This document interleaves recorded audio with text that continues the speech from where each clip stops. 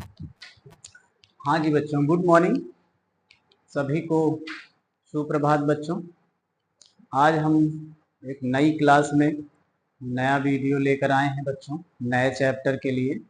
NMS के exam में बच्चों ये चैप्टर बहुत इम्पॉर्टेंट है। आइए देखते हैं। इस चैप्टर का नाम है, इस पाठ का नाम है बच्चों डाटा विश्लेषण। क्या नाम है? विश्लेषण। हम अब सभी चैप्टर पढ़ने के साथ साथ ये भी चैप्टर पढ़ेंगे। इस चैप्टर के एक दो सवाल आते हैं जो 5 नंबर तक के होते हैं, अर्थात एक निर्देश दे करके 5 नंबर 4 नंबर के सवाल आ जाते हैं। बच्चों 4-5 नंबर के लिए एग्जाम में ये सवाल हल करते हैं, बहुत सरल हैं। एक डाटा दिया रहता है, उसको हमें विश्लेषित करना है, या विश्लेषण दिया है उसे हमें एक डाटा सारणी के रूप में तैयार करके उनके उत्तर देना है। आइए देखते हैं बच्चों परीक्षा में कैसे कैसे क्वेश्चन आते हैं डाटा विश्लेषण चैप्टर से या पाठ से। ये उदाहरण से देख करके समझते हैं कि यह डाटा विश्लेषण कैसे दिया गया है, क्या है। इसको पढ़ते हैं। ये कुछ निर्देश दिए गए हैं, ये निर्देश हैं बच्चों। इस निर्देश के तहत हम आगे काम करना है हमको। देखो, इसमें दी गई सूचनाओं आंकड़ों को सही रूप से व्यवस्थित करते हैं। जितनी सूचना दी होती है उसको हम सही रूप से व्यवस्थित करते हैं। आंकड़े व्यवस्थित हो जाते हैं तब उन प्रश्नों के आधार पर उत्तर मिल जाता है। देखो, तब उनका प्रश्नों के आधार पर निरीक्षण करके उत्तर दे देते हैं। अगर हमने जितनी निर्देश दिए हैं उन निर्देश को सही व्यवस्थित ढंग से लगा लिया तो बिल्कुल उत्तर मिलना बिल्कुल सरल हो जाता है। आइए देखिए, एक उदाहरण है, उदाहरण को पढ़ते हैं और इसका उत्तर देते हैं। राजू को खेलना और पढ़ना पसंद है। देखो, राजू को 2 चीजें पसंद हैं, खेलना और पढ़ना। राकेश को गाना, खेलना, पढ़ना और फोटोग्राफी पसंद है। राकेश को 4 चीजें पसंद है। नरेश को गाना, पढ़ना, फोटोग्राफी पसंद है। नरेश को देखो 3 चीजें पसंद है, गाना, पढ़ना, फोटोग्राफी। आगे देखिए बच्चों, जीतू को गाना, खेलना पसंद है। अशोक को खेलना और चित्रकारी पसंद है। इनको 2-2 चीजें पसंद है। यदि हम इसी में एक एक ढूंढते रहेंगे तो देर लगेगी, इसीलिए एक मास्टर सारणी डाटा कलेक्शन कर लेते हैं, एक सारणी बना लेते हैं, सभी का नाम लिख लेते हैं, सभी को जो पसंद है वो वस्तुएं लिख लेते हैं। आइए देखिए, पहला व्यक्ति है राजू। राजू। दूसरा व्यक्ति कौन है? राकेश। इनकी सारणी बना लेते हैं कि दूसरा राकेश है। तीसरा व्यक्ति कौन है बच्चों? नरेश है। तो नरेश को क्या क्या पसंद है ये देख लेंगे। आगे देखिए, अगला व्यक्ति जीतू है। अगला व्यक्ति कौन है बच्चों? जीतू है। जीतू के बाद अगला व्यक्ति कौन है बच्चों? अशोक है। ये सभी लोगों को हम नाम लिख लेंगे, फिर इनको क्या क्या पसंद है ये चीजें लिख लेंगे। अगर इनको 3 से अधिक चीजें पसंद है तो और एक कॉलम बना लेंगे बच्चों।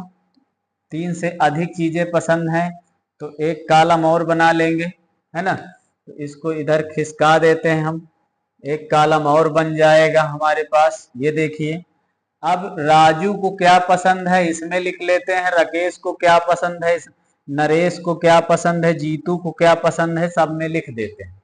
लिखने से अच्छा टिक लगा लेंगे। देखिए, राजू को खेलना और पढ़ना पसंद है तो यहाँ लिख लेते हैं खेलना, यहाँ लिख लेते हैं पढ़ना। राजू के लिए ये पसंद है तो राजू में खेलना और पढ़ना में टिक लगा देते हैं। राकेश को गाना, खेलना, पढ़ना पसंद है, गाना, खेलना, पढ़ना पसंद है तो देखिए गाना वाला कॉलम हो गया, ये राजू को पसंद है, राकेश को पसंद है। और फोटोग्राफी पसंद है, ये वाला कॉलम फोटोग्राफी का हो गया बच्चों, तो इसको फोटोग्राफी भी पसंद है। नरेश को गाना, पढ़ना और फोटोग्राफी पसंद है। नरेश को गाना, पढ़ना और फोटोग्राफी पसंद है। आगे देखिए बच्चों, जीतू को गाना और खेलना पसंद है। जीतू को गाना और खेलना पसंद है, ये दो चीजें नहीं पसंद है। अशोक को खेलना और चित्रकारी पसंद है। देखिए अशोक को खेलना पसंद है और एक और पसंद है चित्रकारी। इसमें चित्रकारी और बाकी किसी का ऑप्शन नहीं, इनको ये चित्रकारी पसंद है। अर्थात ये हमारी मास्टर सारणी बन गई। अब हमको 3 या 4 प्रश्नों के जो उत्तर देने हैं बच्चों, बड़े आराम से उत्तर दे सकते हैं, बड़े सरल ढंग से उत्तर दे सकते हैं। आइए देखते हैं उत्तर प्रश्न क्या पूछता है, उत्तर क्या होगा। कितने व्यक्ति को खेलना पसंद है। अब देखेंगे बच्चों खेलना किन किन व्यक्तियों को पसंद है। खेलना में कितने व्यक्ति हैं, खेलना वाले में कितने का टिक लगा, 1 2 3 4। तो कितने व्यक्तियों को खेलना पसंद है बच्चों, 4। उत्तर हमारा क्या सही होगा, 4। देखिए सारणी में और यहाँ उत्तर बिल्कुल तुरंत आ गया। अगला देखिए, चित्रकारी किस व्यक्ति को पसंद है। चित्रकारी सिर्फ एक व्यक्ति को पसंद है, वो है अशोक। अशोक को चित्रकारी पसंद है। ठीक है बच्चों, आगे देखें, फोटोग्राफी को कौन कौन पसंद करता है। फोटोग्राफी को कौन कौन पसंद करता है। फोटोग्राफी को 2 लोग पसंद करते हैं, राकेश और नरेश। राकेश और नरेश, कहीं लिखा है राकेश और नरेश। राकेश और नरेश को फोटोग्राफी पसंद है। बेटा इस प्रकार से हम बहुत सरल ढंग से उत्तर दे लेते हैं। अगर इस सारणी को ना बनाएंगे तो इसमें 3 घंटा मिलान करते रहेंगे, समय बेकार होगा बच्चों। इसलिए हमें ये काम करना है कि एक मास्टर सारणी तैयार कर लेना है और इस मास्टर सारणी के तहत हमें कार्य करना है। बड़े सरल ढंग से अच्छे से हमारा डाटा विश्लेषण हो जाएगा। आइए बच्चों देखते हैं डाटा विश्लेषण में और किस तरह के सवाल आते हैं। जितने प्रकार के सवाल आते हैं बच्चों, उतने प्रकार के सवाल मैं आप लोगों के सामने लेकर आया हूं। आप लोग इस वीडियो को पढ़ते रहिए, ज्यादा से ज्यादा शेयर करते रहिए, अधिक से अधिक जितना हो सके बच्चों उतना अभ्यास करते रहिए इस वीडियो का। अब आप जितना अभ्यास करेंगे इस वीडियो का, उतना ही आपका अभ्यास सरल हो जाएगा, उतना ही आपको सरलता हो जाएगी क्वेश्चन को समझने में। आइए, यह एक नया प्रश्न है। अब 1 से 5 तक निर्देश में दे रहा है, 1 से 5 तक निम्नलिखित सूचना पर आधारित है। सूचना को ध्यान से पढ़िए। प्रत्येक प्रश्न के नीचे दिए गए 4 विकल्प को सही विकल्प चयन कर विकल्प संख्या को अपने उत्तर पत्रक में लिखना है। अब जो निर्देश दिया गया है सूचना में उसको पढ़ना है।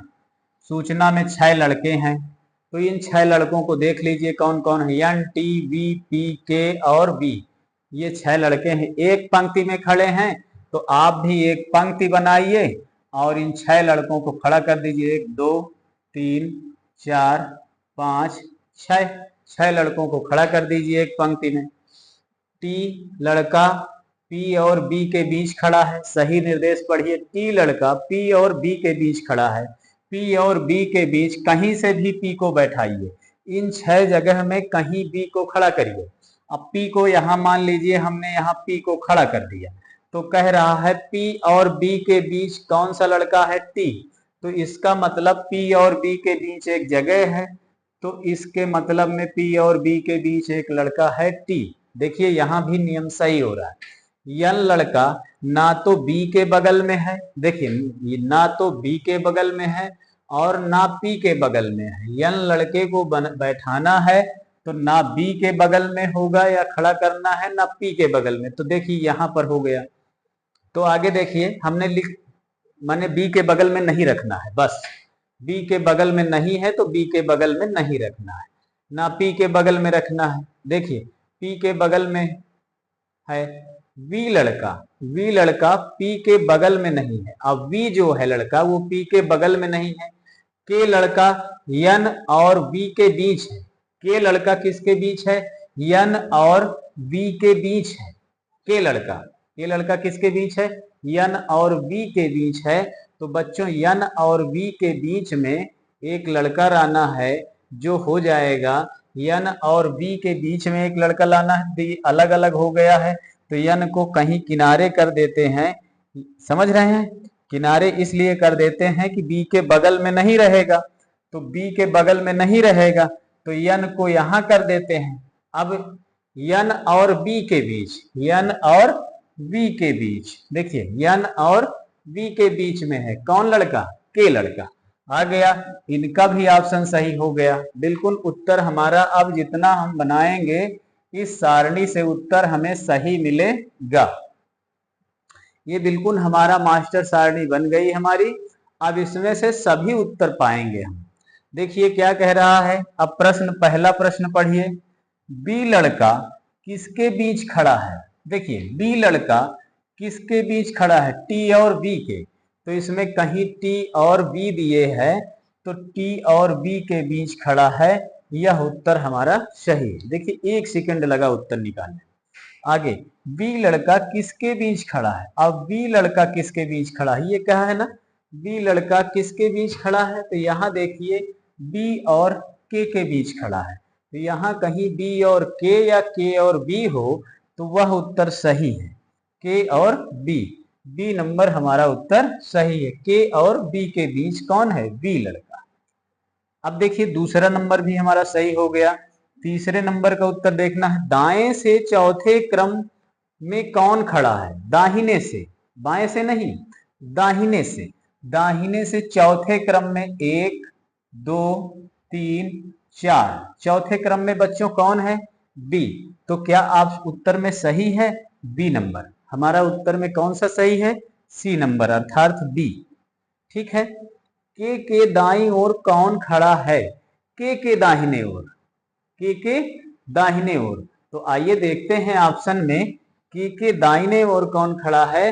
तो आप देख लीजिए के दाहिने ओर कौन है, यन है। तो ये देखिए के दाहिने ओर कौन है बच्चों, यन है। तो यहाँ यन उत्तर में है, के दाहिने ओर यन है। ये देखिए के दाहिने तरफ कौन है, यन है। तो के दाहिने तरफ बच्चों यन है। आगे देखिए, बाएं से पांचवें क्रम में कौन खड़ा है, बाएं तरफ से। अभी दाहिने तरफ से पूछा था, अब बाएं तरफ से पूछ रहा है। बाएं तरफ से पांचवें क्रम में कौन है, 1 2 3 4 5। पांचवें क्रम में कौन है बच्चों, के। तो पांचवें क्रम में के है, यह उत्तर मिल गया। गुड, सी नंबर उत्तर हमारा सही हो गया, पांचवा का भी सी। चलिए बच्चों, इस तरह से हम अगर एक सारणी बना लेते हैं समझने के लिए, तो हमें उत्तर देने में सरलता हो जाती है। हम उत्तर बड़े सरल ढंग से दे सकते हैं। आइए देखते हैं अगले और किस तरह के डाटा विश्लेषण में सवाल आते हैं। इसमें कुछ निर्देश, कुछ सूचना दी होती है। सूचना के आधार पर हमें प्रश्नों के जवाब देने होते हैं। तो आइए आगे देखते हैं। और कई तरह के सवाल आते हैं, इन सवालों को भी देखते हैं बच्चों। आइए अगली सूचना पढ़ते हैं। अगली सूचना क्या है, अगली सूचना हमें देखना है। एक व्यक्ति के 5 पुत्र हैं, पांचों के नाम लिखे हैं RSTUV। टी यू से बड़ा है, जो टी है वो यू से बड़ा है। तो जो बड़ा है उसको ऊपर लिखते हैं या बड़े का चिन्ह लगा लेते हैं, जो छोटा है उसको नीचे लिखते हैं। देखिए टी जो है यू से बड़ा है, तो जो टी है वो यू से बड़ा है, अर्थात टी ऊपर है, बड़ा है। लेकिन यस से छोटा है। टी जो है यू से बड़ा है, लेकिन यस से छोटा है। तो यस से छोटा है कौन, टी। यस आर और टी, यस जो है आर और टी से बड़ा है। तो देखिए आर और टी से भी बड़ा है, यस आर और टी से भी बड़ा है ना। आगे देखिए, लेकिन बी से छोटा है। यस जो है आर और टी से बड़ा है, लेकिन बी से छोटा है। तो बी से छोटा है, आर और टी से बड़ा है लेकिन बी से छोटा है। आर यू से बड़ा है। आर जो है किससे बड़ा है बच्चों, यू से बड़ा है। तो यहां हम दोनों को बदल देते हैं। क्यों बदल देते हैं, क्योंकि आर कह रहा यू से बड़ा है। तो आर अब यहाँ आर जो है यू से बड़ा है, तो आर को ऊपर कर देते हैं, यू को नीचे कर देते हैं। अब देखिए इनके बड़े होने का क्रम कैसा है। ये देखिए सब एक दूसरे से छोटे होते चले आए, है ना। बड़ा है लेकिन टी से छोटा है, आर यू से बड़ा है लेकिन टी से छोटा है। बिल्कुल सही उत्तर। अब हम इस आधार पर सभी प्रश्नों के जवाब दे लेंगे बच्चों। सबसे बड़ा पुत्र कौन सा है? तो सबसे बड़ा पुत्र कौन सा है? वी। गुड। अगला प्रश्न, सबसे छोटा पुत्र कौन है? यू। सबसे छोटा पुत्र कौन है? यू। मध्य क्रम में कौन सा पुत्र है? बीचों बीच का लड़का कौन सा है? दो ऊपर दो नीचे, बीचों बीच का लड़का कौन है? टी। इसमें ऑप्शन है टी। ये देखिए टी, ये उत्तर सही है। आगे देखिए, ऊपर से दूसरे क्रम का कौन सा पुत्र है? ऊपर से दूसरे क्रम का पुत्र कौन सा आ रहा है बच्चों? Yes, yes. नीचे से दूसरे क्रम में कौन सा पुत्र है? नीचे से दूसरे क्रम में कौन सा पुत्र है बच्चों? आर। तो नीचे से दूसरे क्रम में कौन सा पुत्र है बच्चों? आर। देखिए, एक व्यक्ति के 5 पुत्र हैं, उन पांचों पुत्रों को क्रम से रखना है और जवाब देना है। तो हम ये 5 प्रश्नों के उत्तर 2, 3, 4, 5, 5 प्रश्नों के उत्तर 5 से कम मिनट में पा सकते हैं जब हम सही ढंग से उनको छोटे बड़े क्रम में लिख लेते हैं। तो आइए बच्चों, अगला सवाल देखते हैं। यह उम्मीद है यह सवाल आप लोगों के समझ में आ गया होगा। अगला सवाल देखते हैं। अगला सवाल किस ढंग का है? ये भी बड़े और छोटे का क्रम है। आइए इनको भी देखते हैं। ये सवाल भी बड़ा सरल है। ऐसे ही सवाल मैं 3 आपको बता चुका डाटा विश्लेषण में। यह सवाल आप अपने से भी लगा सकते हैं। ये 2016 के एग्जाम में आया था। इन सवालों के बताने के साथ साथ मैं आपको ये भी बता रहा हूँ कि ये प्रीवियस ईयर में आ चुके हैं। जो सवाल आ चुके होते हैं उनकी संभावना बच्चों अधिक बढ़ जाती है परीक्षा में आने के लिए। तो आइए देखते हैं। यह सवाल भी बहुत अच्छे ढंग से बहुत सरल है। आइए सूचना पढ़ते हैं। 5 भाई हैं, बहनों में से गीता निशा से बड़ी। गीता जो है किससे बड़ी है? निशा से। तो कहीं निशा लिखिए और उससे बड़ी कौन है? गीता। और अभी भी क्रम, अभी आप जो क्रम लगा रहे हैं वो क्रम जो है अभी सही नहीं होगा, क्योंकि आगे बताए अजीत निशा से बड़ा है। अजीत देखो निशा से बड़ा है, तो निशा से बड़ा एक अजीत भी है। अजीत है, अभी मैं इन्हें क्रम से कर देंगे, पहले हम ऐसे लिख लेते हैं। अजीत निशा से बड़ा है किंतु गीता से छोटा है। देखिए गीता से छोटा है ना। विवेक पंकज और निशा से छोटा है। विवेक जो है पंकज और निशा से छोटा है। निशा और पंकज से विवेक छोटा है। क्रम यही है, विवेक छोटा है, निशा से छोटा है। तो देखिए निशा से छोटा है, पंकज और निशा से छोटा है। पंकज ये है, निशा ये है, विवेक छोटा है। निशा पंकज से बड़ी है। देखिए निशा जो है पंकज से बड़ी है ना। विवेक से बड़ा पंकज है ना। निशा से बड़ा अजीत है, अजीत से बड़ी गीता है ना। ये क्रम बच्चों बहुत जरूरी है हमको समझना कि कैसा क्रम है, एक दूसरे से किस प्रकार से बड़े हैं, किस प्रकार से छोटे हैं, है ना। तो इनको समझना बहुत जरूरी है। ये इससे बड़ा है, ये इससे बड़ा है, ये इससे बड़ा है, ये क्रम सही है, बिल्कुल सही क्रम में लगा है। अब हम तुरंत सभी के प्रश्नों के उत्तर बड़े सरल ढंग से दे सकते हैं। बहुत सरल हैं ऐसे क्वेश्चन। डाटा विश्लेषण के 5 क्वेश्चन, जो 6 क्वेश्चन आते हैं एग्जाम में, वो बहुत सरल होते हैं। कैसे क्वेश्चन आ जाए ये नहीं निर्धारित है, लेकिन ऐसे ही बहुत अच्छे सरल क्वेश्चन आएंगे जो बिल्कुल सरल होते हैं। आइए देखते हैं। 5 भाई बहनों में सबसे छोटा कौन है? सबसे छोटा कौन है बच्चों? विवेक। सबसे छोटा नीचे कौन है बच्चों? विवेक। तो हमें उत्तर देना है डी नंबर, विवेक। 5 भाई बहनों में ऊपर से दूसरे क्रम में कौन है? ऊपर से दूसरे क्रम में कौन है बच्चों? अजीत। उत्तर हमारा क्या होगा? अजीत। 5 भाई बहनों में सबसे बड़ा कौन है? तो देखिए सबसे बड़ा, सबसे ऊपर कौन है बच्चों? गीता। तो सबसे ऊपर सबसे बड़ी लड़की है गीता। आगे देखिए 5 भाई बहनों में से दूसरे क्रम में कौन है? नीचे से दूसरे क्रम में, नीचे से दूसरे क्रम में कौन है बच्चों? पंकज। तो नीचे से दूसरे क्रम में बच्चों कौन है? पंकज। आगे देखिए 5 भाई बहनों में मध्य क्रम में कौन है? मध्य का मतलब बीचों बीच, दो ऊपर दो नीचे। तो 2 ऊपर 2 नीचे उत्तर दे दिए हैं। 5वां क्या बचा है? निशा। तो यही बीच में है, ऊपर 2 नीचे 2, बीच में मध्य में, अर्थात बीचों बीच का लड़का कौन है? निशा।